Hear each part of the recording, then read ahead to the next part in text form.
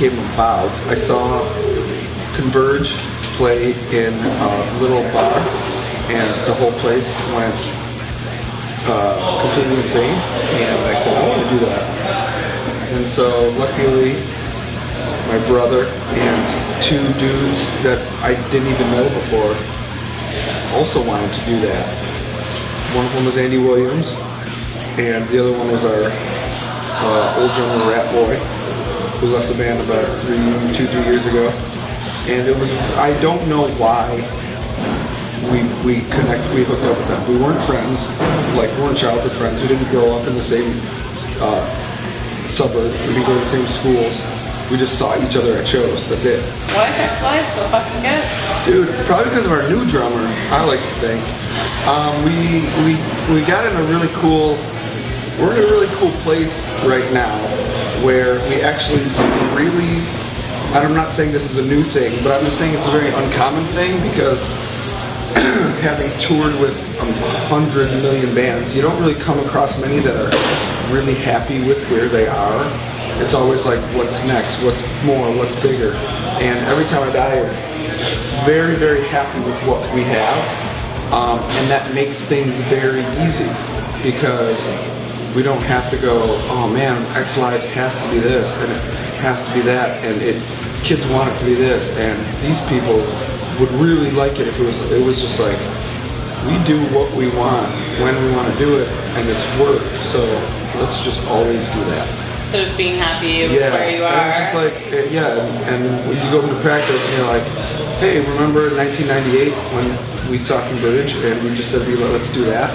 Not saying let's rip off Converge, I'm saying let's make the goal of the band to make rooms explode. Yeah. Let's make the goal of the band, let's get in rooms and make everyone completely lose their mind. And so we still have that mentality when we write music. And now it's just 1,000 times easier because our new drummer, pretty much the only roadblock ever was our old drummer, who's like, no, we should do this, we should sound like this. This is popular now, let's do this. This is popular. It's like, our new drummer's like, let's just do whatever we want to do. Yeah. And we'd play stuff. Like there'd be times with our old drummer on our old records, I'd play him a riff, he wouldn't even play the drums. It was like American Idol, or Canadian Idol to you guys, or Indonesian Idol, wherever you're watching this. It's like almost like the riffs were like auditioning, and like our old drummer would be like, nah. It's like, dude, why don't you play the drums, and then maybe it'll sound better. Yeah. Like, so now it's actually the opposite. It's like we try everything, and then we decide it sucks. And it led to X Lives. You were on the number 20 in the Billboard. You sold 14,000 copies in a week. Yeah, that was cool.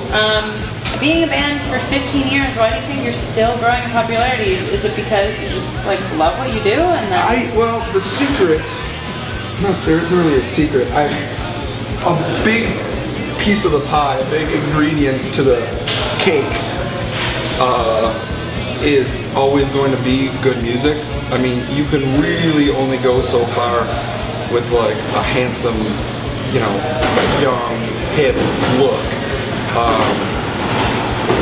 and Justin Bieber, if you will. Yeah, but I mean, at the end of the day, you could get a lot of tours, you can get a lot of press, you can get a lot of, you know, magazine covers, you can get a lot of things, but if your music isn't good, you're not going to last. Yeah.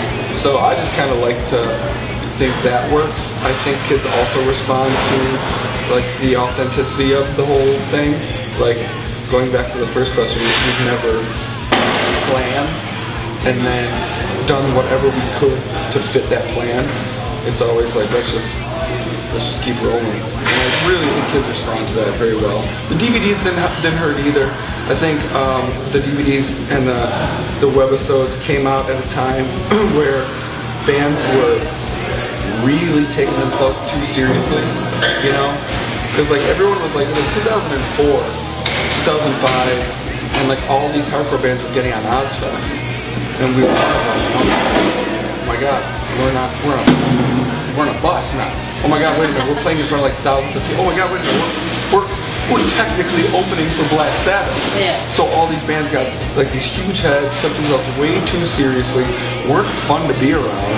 Yeah. Came across that way on stage, came across way too serious in their interviews, in their photos, and then we just were like, hey, why don't we put out this 2-hour DVD of us lighting our farts on fire, and you know, we'll sprinkle in some shows, but for the most part it's just us, and I think people really took a liking to our off stage. Yeah, like your realness. Yeah.